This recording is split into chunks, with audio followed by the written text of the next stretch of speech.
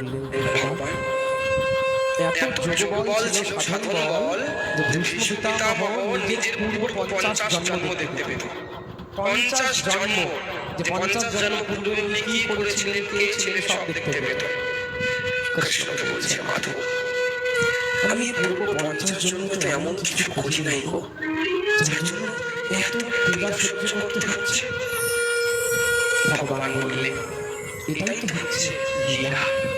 তুমি 50 জন্ম দেখতে পারো, আর আমি হচ্ছি ভগবান, আমি 50-এর অধিক দেখতে পারি। তখন দিব্য দৃষ্টি দিলেন, দেখো পিতামহ, হে গঙ্গাপুত্র, আজ থেকে 70 জন্ম পূর্বে তুমি এক রাজা ছিলে। তুমি বনের মধ্যে শিকার করতে বেরিয়েছিলে।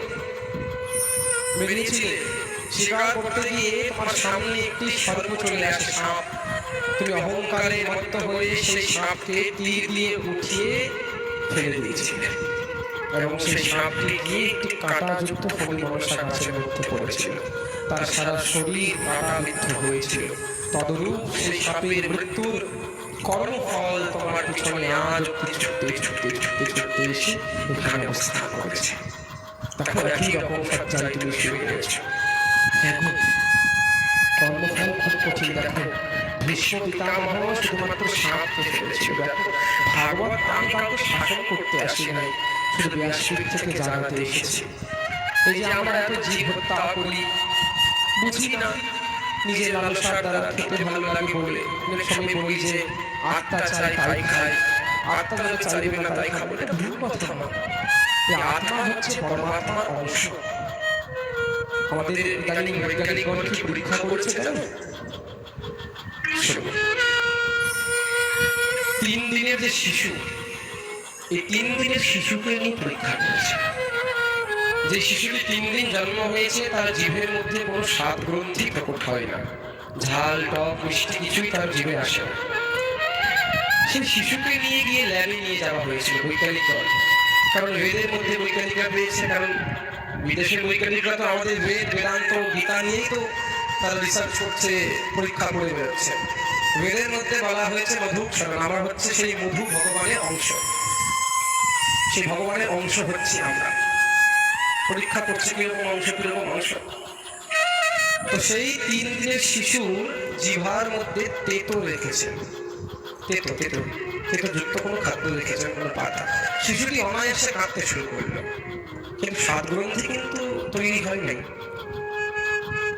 সঙ্গে সঙ্গে সেই তেতোটি বের করে যখন মধু দিলেন সেই শিশুর জিভের মধ্যে, শিশুটি যেন জিভ দিয়ে আস্বাদন করছে। কি করে সম্ভব? সে তো স্বাদ বলে কিছুই বোঝে না। মধু দিলে সে আস্বাদন করছে, আর যখন তেতো দিলাম তখন সে ক্রন্দন করছে। বিজ্ঞানীরা পরীক্ষা করলেন, মধুরম বদনম মধুরম নয়নম মধুরম চলিতম মধুরম। এই মধুর সঙ্গে জীবের পূর্ব থেকেই সংযোগ রয়েছে। কেন? ভগবানের আরেক নাম হচ্ছে মধু। বেদের মধ্যে মন্ত্র আছে, ওম মধু ওম মধু ওম মধু। তাই আমরা সেই মধুময় ভগবানের অংশ। এখান থেকে প্রমাণ হয় আমরা হচ্ছি জীবাত্মা, যা হচ্ছে পরমাত্মার অংশ। এই পরমাত্মা বলি না, আত্মা চাই তাই খাই, আত্মা কখনো চাই না। চাই কি জানো? জীব, ইন্দ্রিয় চাই। এই জীবটাই হচ্ছে সবকিছু চাই। এই জীবের জন্য মায়াতে এত অন্ধকারময় হয়ে রয়েছি। একটি ছাগল তার বাচ্চাটিকে টেনে হিচড়ে কসাইখানাতে নিয়ে যাওয়া হলো, তার মাটি ক্রন্দন করছে, কিন্তু আমরা দেখতে পাচ্ছি না। এখন যদি তোমার সন্তানকে টেনে হিচড়ে গলায় বেঁধে টানতে নিয়ে যায় কসাইখানার মধ্যে, বলো তো তোমার ফালতু তুমি পারবে সহ্য করতে? ও সে প্রতিবাদ করতে পারে না, তাই না? সে হাতে লাঠি নিয়ে উঠতে পারে না, তাই না? আমরা ভবানীর কাছে, ভগবতীর কাছে, মা কালীর কাছে গিয়ে বলি প্রার্থনা করি, বলি। এখানে কজন বলি দাও মানত করেছো? বলি দাও এমন কেউ রয়েছে তোমরা? থাকলে হয়তো বলবে না।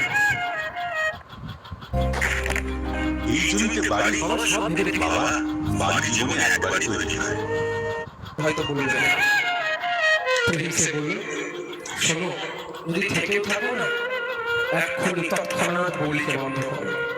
আমি এখানে বৌলি বন্ধ করতে আসিনি, কথার প্রসঙ্গে ভগবান যা বলছে তাই বলছি। বৌলি কিসের? বৌলি কথার অর্থ মায়ের কাছে যায়, বাবা পাঁঠার মাংসের আবার প্রসাদ হয়, লিকুচি করেছে প্রসাদ। ওই প্রসাদ যদি সত্যি ভক্ষণ করো, জীবনে যতটুকু সৎকর্ম ছিল সেটাও নাশ হয়ে যাবে। ওটা প্রসাদ নয়, ওটা হচ্ছে নাশের কারণ। ভগবতীর কাছে গিয়ে কি বলি আমরা? মা, আমি তোমায় 2 জোড়া পাঁঠা দেবো মা, তুমি আমার বাড়ির একটা পাঁঠার চাকরি করিয়ে দাও। পাঠাই তো, এই পাঁঠাটা তো কারো সন্তান, তোমারও সে সন্তান, সেও একটা পাঁঠা। কি পাগল বলো তো আমরা। আচ্ছা, মায়ের নাম কি বলো তো? জগদ্ধাত্রী, জগৎ মাতা, নাকি শুধু মানুষ মাতা, মানুষ ধাত্রী? জগতে সব কিছুকে উনি ধারণ করে রাখে, তাই জন্য জগদ্ধাত্রী। এই জগতে যত কিছু রয়েছে সবার মা, তাই জন্য জগৎ মাতা, জগদম্বা বলা হয়, জগৎ আম্বা।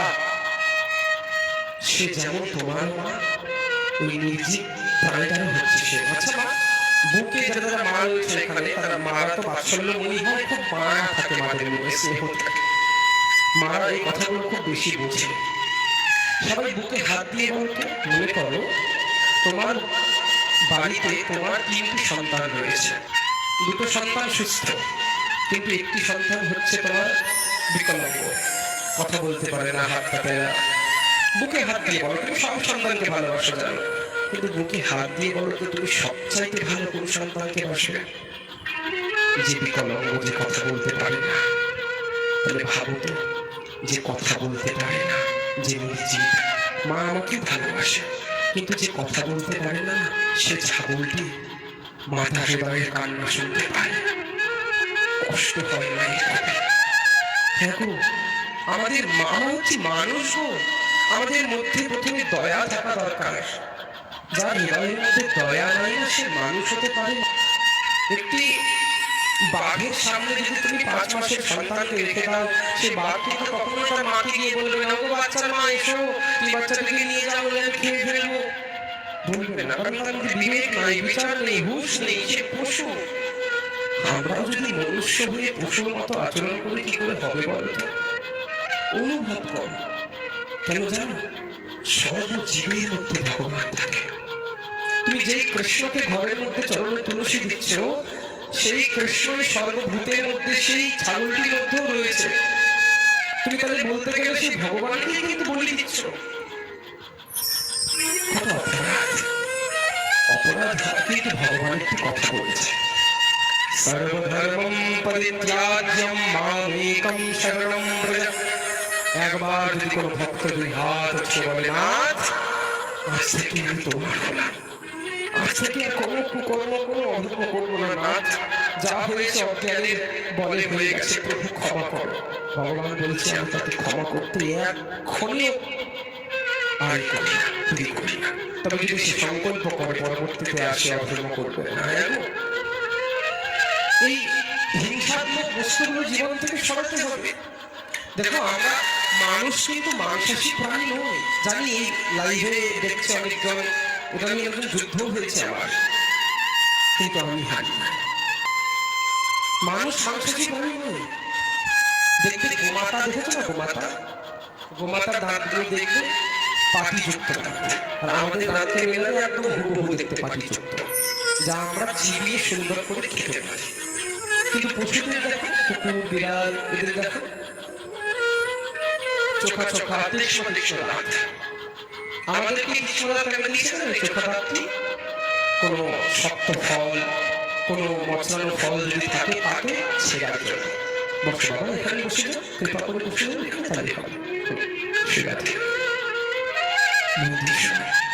আর আমরা যে মৎস্য ভক্ষণ করি, এই মৎস্য হচ্ছে, আমি কারণ শাসন করি না, তুমি অনুরোধ করি, সবাই জেগে ওঠো।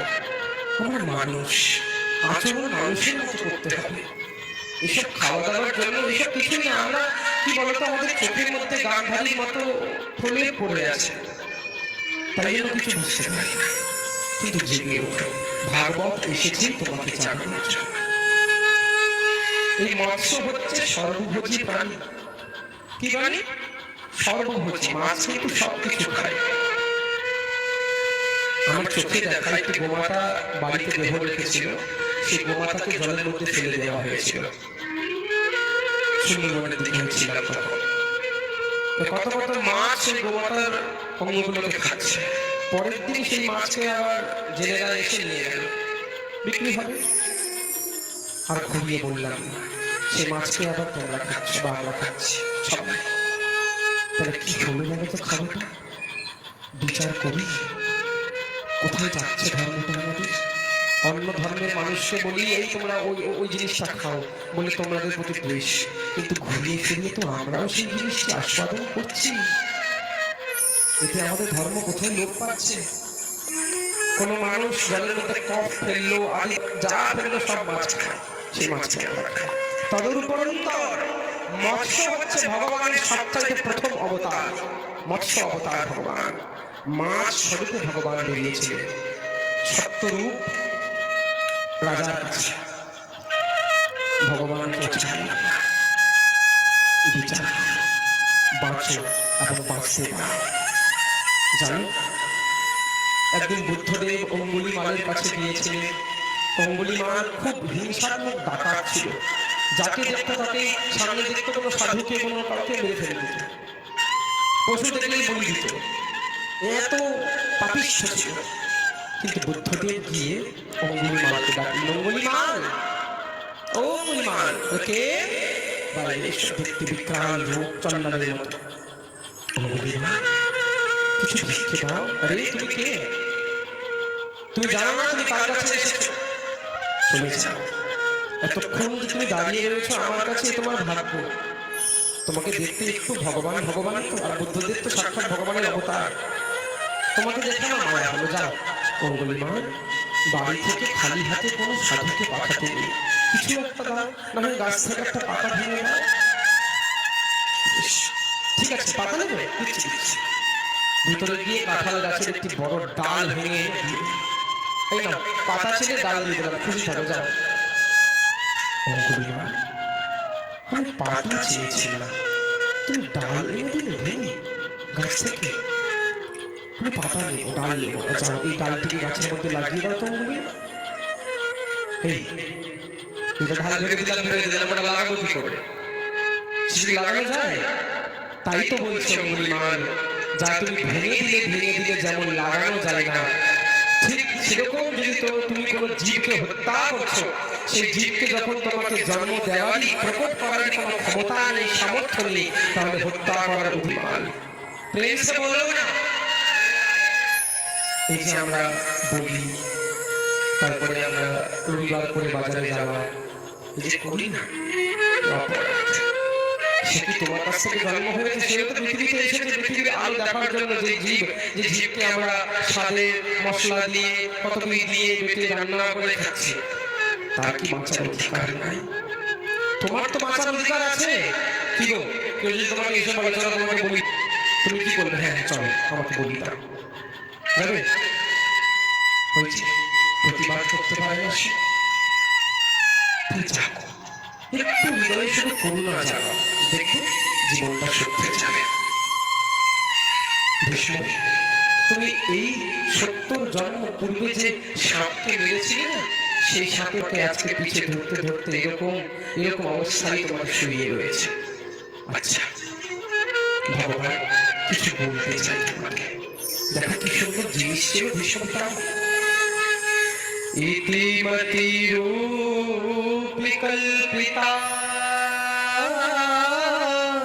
কৃষ্ণ ভগবতী সাত্বত পুঙ্গবে বিভুম্নি स्वसुखमुपगते क्वचिद विहर्तुं प्रकृतिमुपयुष्यद्वो प्रभा। ভীষ্ম পিতামহ কিন্তু বাল ব্রহ্মচারী ছিলেন, হস্তিনাপুরে রাজ সিংহাসনের জন্য বিবাহ করেন নাই। কৃষ্ণকে বলছে, মাধব আমার না একটি কন্যা আছে, সেই কন্যাকে আমি তোমার সাথে বিবাহ দিতে চাই। কৃষ্ণ বলছে, এই বলো, তুমি তো আজীবন কোনো বিয়ে করলে না, তোমার কন্যা কোথা থেকে আসলো? কি সুন্দর কথা। আচ্ছা, ইতি কথার শব্দ কি, অর্থ কি? ইতি মানে বলো বলো, শেষ। একমাত্র ভীষ্ম স্তুতি হচ্ছে ভাগবতের মধ্যে এমন, যা ইতি থেকে শুরু হয়েছে। দেখো, ইতি মতি রূপী কল্পিতা বিতৃষ্ণা, শেষ সময়, শেষ ইচ্ছা। ভগবান সবার জীবনে কিন্তু একটি করে কন্যা রয়েছে, সবার জীবনে। সে কন্যাটি কে? ইতি মতি রূপী কল্পিতা, আমার মন রূপী কন্যা রয়েছে। সেই মন রূপী কন্যাকে আমি তোমার কাছে, তোমার সাথে বিবাহ দিতে চাই। কৃষ্ণ দেখো কত সুন্দর স্তুতি। মানে বলতে চাই, ভগবান যদি আমার কন্যাকে, আমার মনকে যদি আমি তোমার সঙ্গে বিবাহ দিয়ে দিই, তাহলে আমার মন সবসময় তোমার কাছে থাকবে স্ত্রী হয়ে। প্রেম সে বলুন না, বিতৃষ্ণা, তৃষ্ণার্থ অবস্থায় ভগবান সুন্দরভাবে তাকে কৃপা করলেন। পরবর্তীতে কৃষ্ণ গেলেন কোথায়? কৃষ্ণ গেলেন একটি লীলা করতে। একদিন ধৃতরাষ্ট্রের পুত্র স্ত্রী গান্ধারী, যে চোখের মধ্যে কালো পট্টি বেঁধে থাকত, গান্ধারীর জীবনে কি শোক দেখো। কারো যদি একটি সন্তান মারা যায়, সে মা পাগল হয়ে যায়। আর 101টি পুত্রই মারা গেছে, 100টি পুত্রই মারা গেছে। শুধুমাত্র একসঙ্গে 100টি পুত্র, ভীম সবাইকে হত্যা করে দিয়েছে। একদিন গান্ধারী একদিন ভীষণ কুল খেতে ইচ্ছে হলো। আর কুল গাছে একটি ঝিপির উপরে, বিরাট বড় কুল গাছ, তো এবার হাত যাবে না। তাই একদিন গান্ধারী গিয়ে সেই ঝিপিতে উঠে, ওই ঝিপির মতো করা আছে, ঝিপিতে উঠে কুল ভেঙে ভেঙে খাচ্ছিল। ভগবান কেউ যদি পাপ করে তবুও সে হাসে, কেউ যদি পুণ্য করে তবুও সে হাসে, সে সবসময় হাসতে থাকে। তাই বলে, তেরি মন্দ মন্দ মুস্কানিয়াं पे मैं बलिहार सावरे, मैं बलिहार सावरे। ओ तेरी मंद मंद मुस्कानियां पे, तेरी मंद मंद मुस्कानियां पे मैं बलिहार सावरे, मैं बलिहार सावरे। हो तेरी मंद मंद मुस्कानियां पे, मंद मंद मुस्कानियां पे बलिहार सावरे, बलिहार सावरे।